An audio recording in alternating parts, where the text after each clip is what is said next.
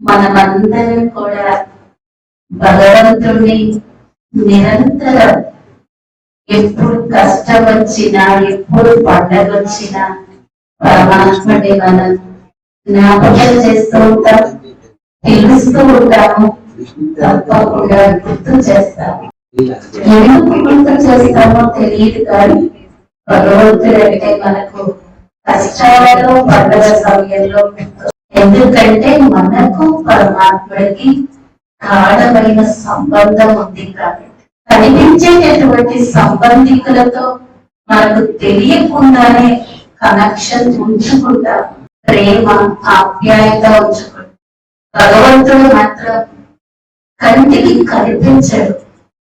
అందరం రకరకాల పేర్లతో పిలుస్తూ ఉంటాము, కానీ భగవంతుడు అంటే అందరికీ చాలా ఇష్టం.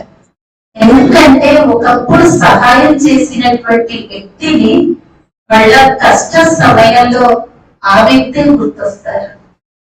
ఒకప్పుడు మాట సహాయం అవసరమైతే వీళ్ళు చేశారు, ధన సహాయం కావాలంటే వీళ్ళు చేశారు. అలానే భగవంతుడు కూడా మనందరికీ దుఃఖాలను హరించి సుఖాన్ని ఇచ్చాడు.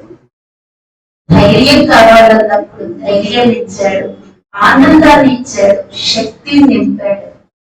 అందుకనే సమయం వచ్చినప్పుడు భగవంతుడిని గుర్తు చేస్తాం. భగవంతుడా, నాకు కష్టం వచ్చింది, ఈ రోగం వచ్చింది, తొలగించు.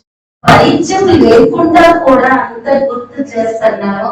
పరిచయంతో గుర్తు చేసే సంపూర్ణ లాభాన్ని మనం దృష్టిలో ఎంత మంది ఉన్నారో అందరూ తనకు నచ్చినటువంటి వారిని భగవంతుడుగా గుర్తు చేస్తారు.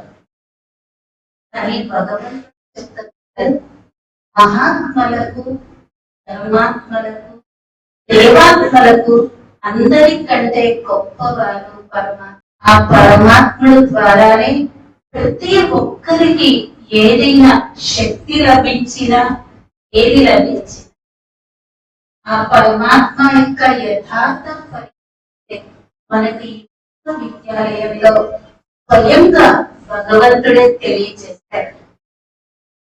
ఆ పరమాత్ముడు సృష్టి పరివర్తన కార్యం కోసం సృష్టిపై వచ్చాడు.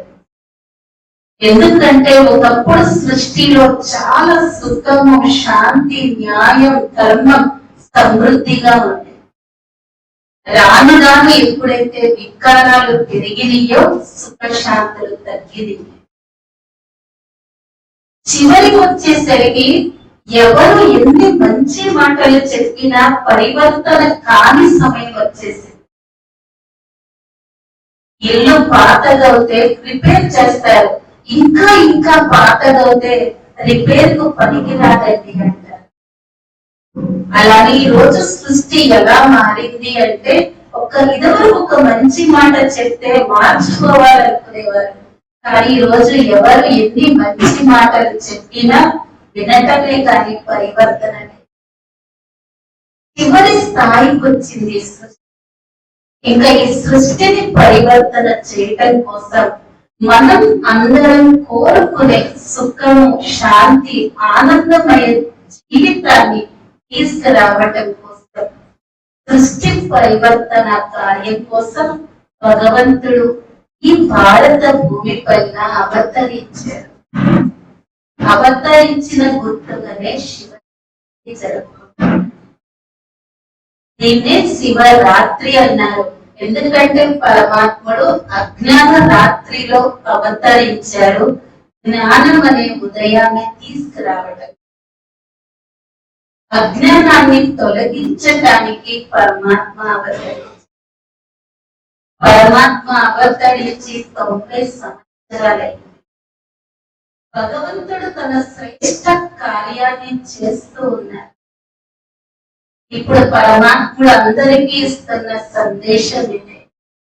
అందరూ సృష్టి పరివర్తన కార్యంలో ప్రతి ఒక్కరూ సహయోగిగా కండి తన యొక్క మనస, వాచ, కర్మణ ఒక గొప్ప కార్యంలో మనందరం కూడా సహయోగిగా పరివర్తనకారి.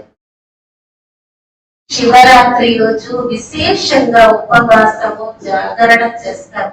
ఉప అంటే సమీపము, వాసము అంటే పరమాత్మకి దగ్గరగా నివసించటాన్ని అసలైన ఉపవాసం. మన ఇంట్లో ఎవరిదైనా పుట్టినరోజు అయితే రోజు చేసుకునే దానికంటే ఇంకా వెరైటీ చేసుకుంటాం. భగవంతుడు అవతరించినటువంటి పుట్టినరోజుకి రోజు తినేది కూడా తినకుండా ఉంటారు.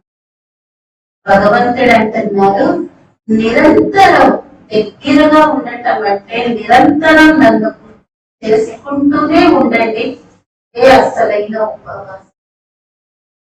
జాగరణ అంటే మేల్కొని ఉంటాము.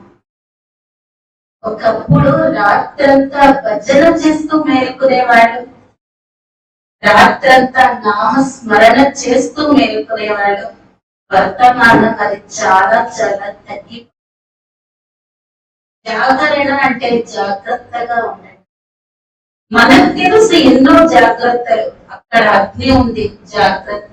అక్కడ కరెంటు ఉంది, జాగ్రత్త. అక్కడ నీళ్లు ఉన్నాయి, జాగ్రత్తగా నడవాలి. ఒడ్డుంది, జాగ్రత్తగా దాటాలి. కానీ ఏం అవసరం మనందరికీ జాగ్రత్త ఎందులో అంటే వికారాలతో జాగ్రత్తగా ఉండాలి. ఈ కామ, క్రోధ, లోభ, మోహ, అహంకారాలు మన జీవితంలో ఉన్న సుఖ శాంతులను దోచుకుంటారు. ఎవరైనా వచ్చినప్పుడల్లా ఏదైనా వస్తువు తీసుకొని వెళ్ళిపోతుంటే అరే మళ్ళా వస్తారో గడక జాగ్రత్త అంటారు. మన జీవితం ఎంతో ఆనందంగా, సుఖంగా, శాంతిగా ఉండేది. ఈ కోపం వల్ల, కోరికల వల్ల, అహంకార అభిమానాల వల్ల మన జీవితంలో ఉన్న గుణాలన్నీ మనం కోల్పోయాం.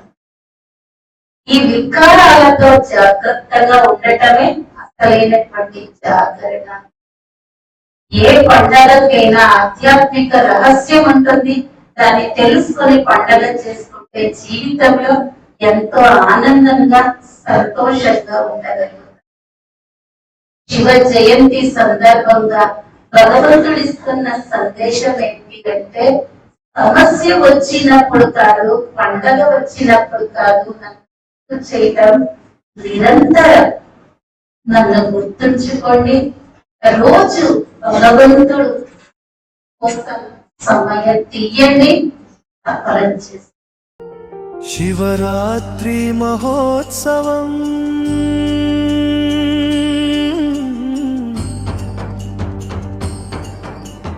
ఆత్మ మేల్కొని దివ్యోదయం. పరమాత్మ శివుడి ధరణిపై